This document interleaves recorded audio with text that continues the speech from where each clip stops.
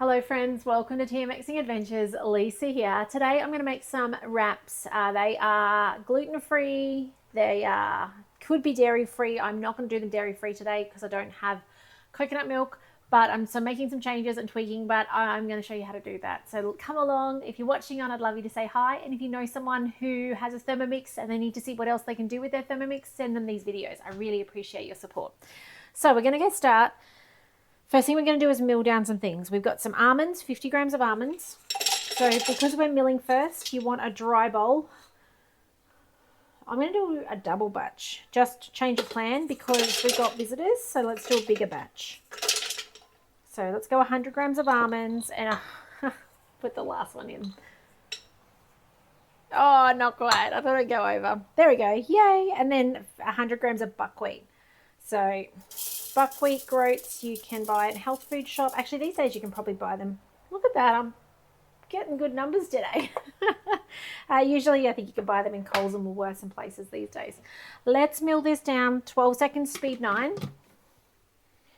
Press the play button.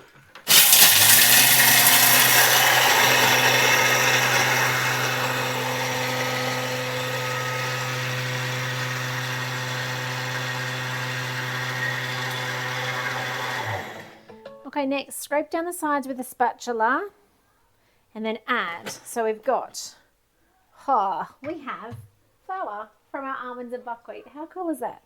Into the bowl goes, and we need 240 grams of arrowroot or tapioca. Don't know if I've got enough. I may need to take another scoop of this. Wrong cupboard. Where is it?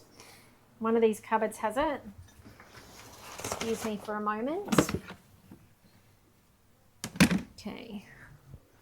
240 is what we need. Nearly there. There we go. 240.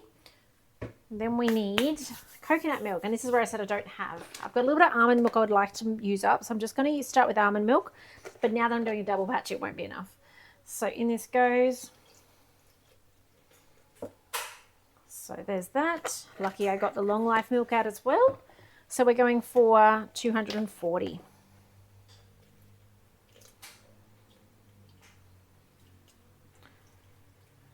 Okay. Now we need some water, 320 grams for my double batch. It's not ticking them off because I have varied the recipe too much. That's okay. A little bit more water. And by the way, I have my sandwich press going to actually press these off and cook them super quick. The recipe said it's going to take, excuse me while I grab another egg. The recipe said it's going to take like an hour to make. It's not going to take an hour because we're going to use a sandwich press. And in a sandwich press, you can cook 2 sides in one go because you're just using the sandwich press to do so. Last thing up is some salt. We're nearly done. How good is Thermomix cooking? No mess, easily. Okay, so 1 teaspoon of salt. And we're good to continue with the recipe. There you go. All right, next, let's put the lid on. We're going to mix 10 seconds, speed 5. We are so close to being done. Oh, we haven't put the coconut in yet, so we might need to do that. Just wait a second.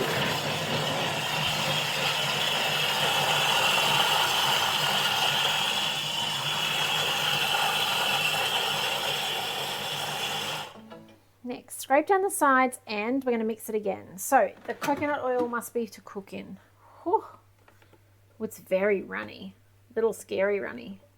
All right, we're going to mix it again. 10 seconds, speed 5. Let's press play.